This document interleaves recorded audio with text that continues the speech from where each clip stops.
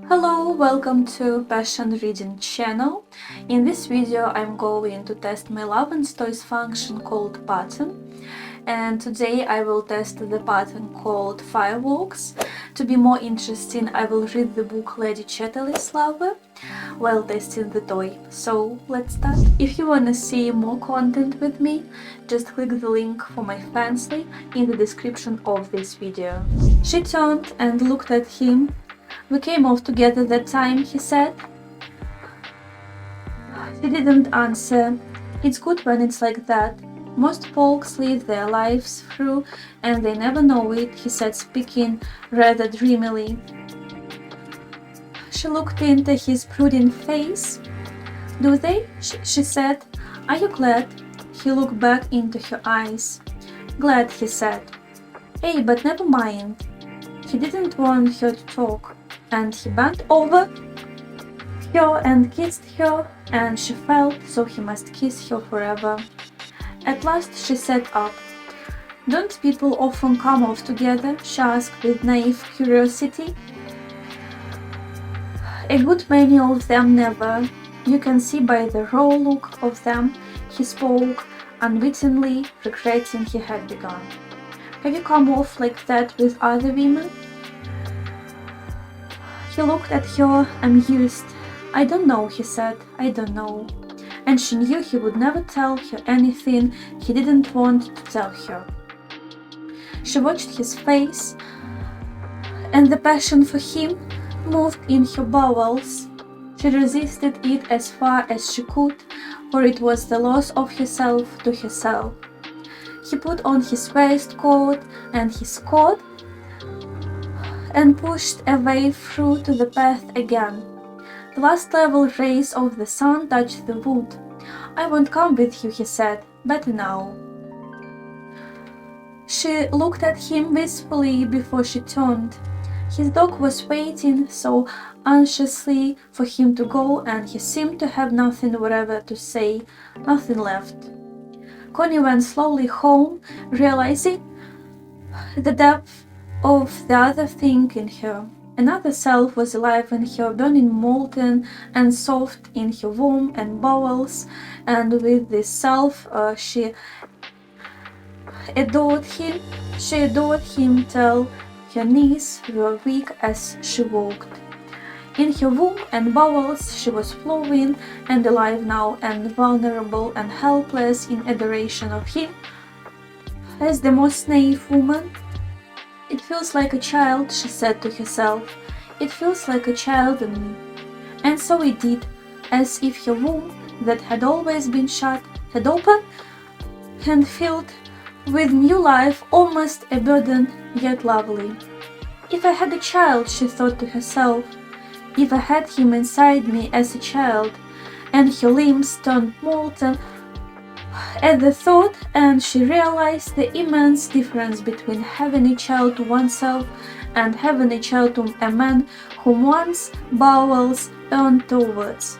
The former seemed in a sense of ordinary, but to have a child to a man whom one adored in one's bowels and one's womb, it made her feel she was very different from her old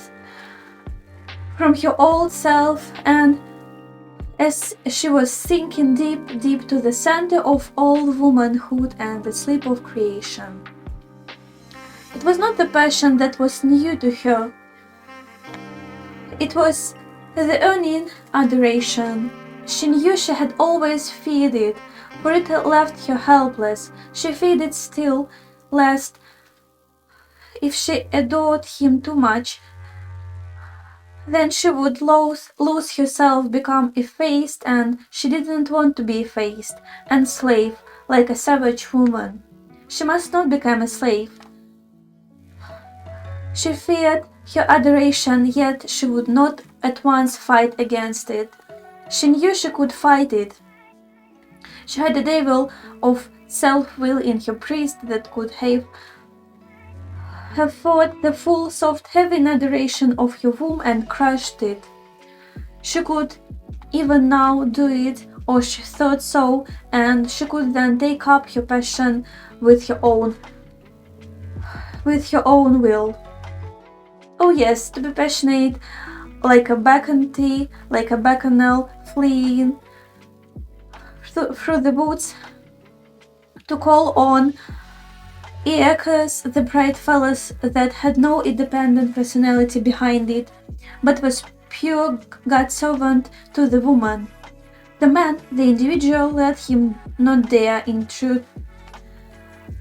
He was but a temple servant, the bearer and keeper of the bright fellows her own. So in the flux of new awakening, the old hot passion flamed in her for a time, and the man dwindled to a contemptible object, the mere phallus bearer to be torn to pieces when his service was performed. She felt the force of the bar key in her limbs and her body, the woman gleaming and rapid, beating down the male, but while she felt this, her heart was heavy. She didn't want it, it was known, and barren, birthless, the adoration was the treasure. It was so fathomless, so soft, so deep, and so unknown. No, no, she would give up her hard-pride female power. She was weary of it. Stiffened with it, she would sink in the new birth of life, in the depths of her womb and her bowels that sang the voiceless song of adoration. It was early yet to begin to fear the man. I walked over by Hay, and I had tea with Mrs. Flint, she said to Clifford. I wanted to see the baby. It's so adorable, with hair like red cobwebs. Such a dear. Mr. Flint had gone to market, so she and I and the baby had tea together. Did you wonder where I was? Well, I wondered, but I guessed you had dropped in somewhere to tea, said Clifford jealously. With a sort of second sight, he sensed something new in her, something to him quite incomprehensible, but he ascribed it to the baby. He thought that all that ailed Connie was that she did not have a baby, automatically bring one forth, so to speak. I hope that you enjoyed watching this video. I tried to control my emotions as possible. Don't forget to like this video, leave your comments and subscribe to my channel and to my fansly. See you in my next videos.